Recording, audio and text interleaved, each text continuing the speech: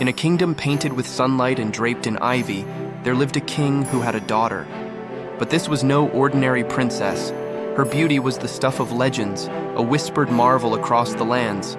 Her hair was like spun gold, her eyes the color of the deepest summer sky, and her skin as flawless as polished marble. Yet, within this perfect vessel, her heart was a shard of ice.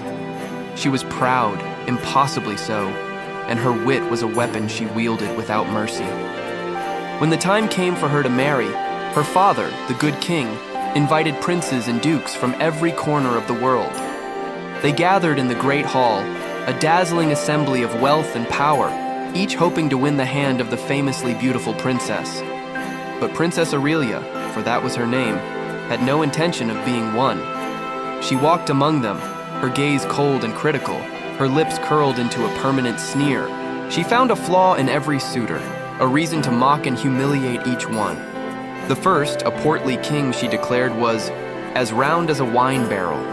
The next, tall and thin, she ridiculed as a beanpole with no beans. Another, with a fiery red beard, she called a walking furnace. She moved through the line of hopeful royals, leaving a trail of broken pride and stinging laughter.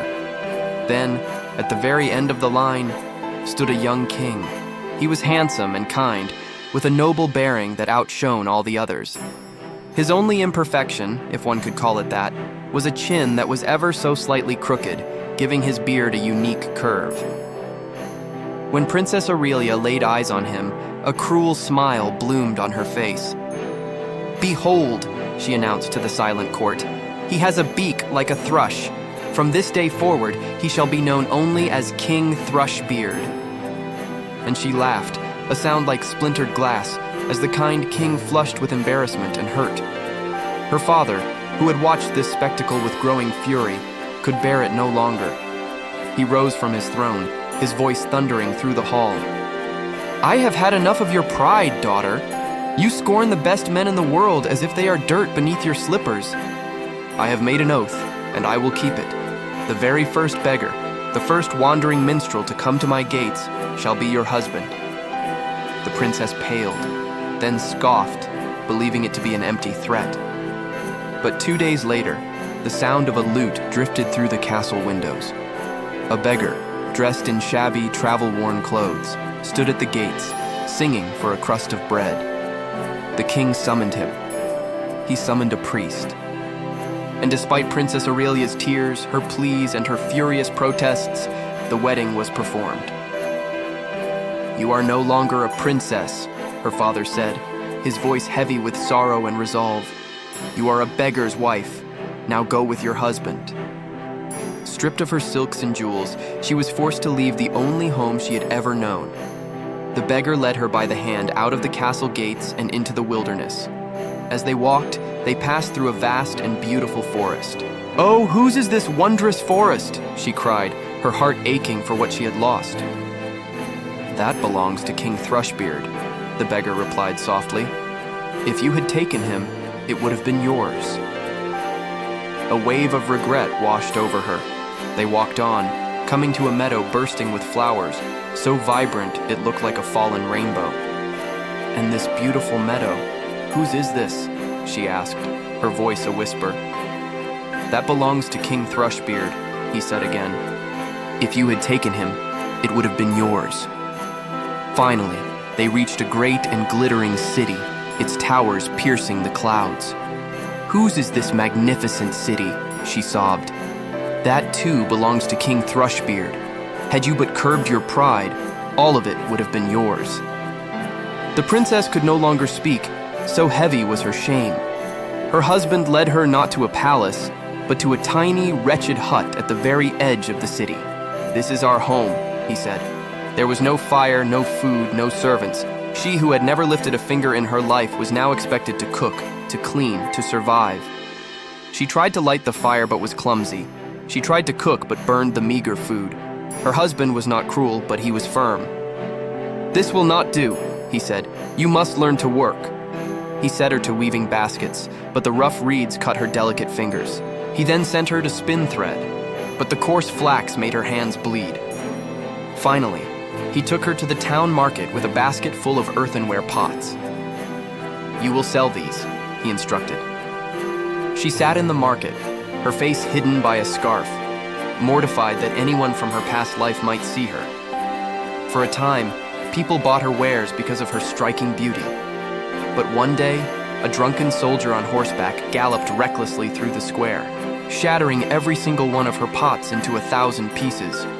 She ran home, weeping in despair. "I see that you are not made for any proper work," her husband said with a sigh. "But I have found you a place.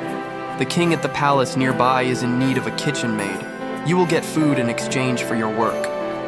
And so, the former princess became the lowest of servants in a royal kitchen.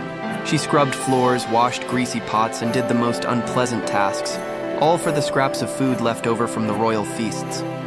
She would hide bits of bread and meat in small pots she kept in her pockets to take home to her husband. One day, the palace was abuzz with excitement. The king was celebrating his wedding, and a grand ball was to be held. Aurelia, now humbled and weary, peeked through the doors of the great hall. The room blazed with the light of 1,000 candles, reflecting off shimmering gowns and sparkling jewels. As the lords and ladies danced, the king himself entered. Her breath caught in her throat. He was magnificent, noble, and overwhelmingly familiar. As he drew closer, he looked directly at her. He smiled, and in that moment, she knew. It was King Thrushbeard. He took her by the hand and led her onto the dance floor. The pots of leftover food she had hidden in her pockets tumbled out, scattering across the polished marble. The entire court erupted in laughter. She had never known such shame and wished the ground would swallow her whole. But the king held her fast. He leaned in and whispered, "Do not be afraid, Aurelia. I am the beggar who has lived with you in the wretched hut. I am the soldier who shattered your pots. I did all this because I loved you, and I wanted to break the pride that was hiding your truly beautiful heart." Tears streamed down her face, not of shame, but of understanding and profound relief. The cruel mockery, the harsh lessons, the long days of toil. It had all been a painful, necessary journey to find herself. The haughty princess was gone, and in her place stood a woman who had learned humility, kindness, and the true meaning of love. The court fell silent as they saw the genuine repentance in her eyes and the deep love in his. Their true wedding feast began, a celebration not of status or beauty, but of two hearts, finally and truly, made one. And Queen Aurelia, once the proudest princess in the world, became the most beloved and compassionate ruler her kingdom had ever known.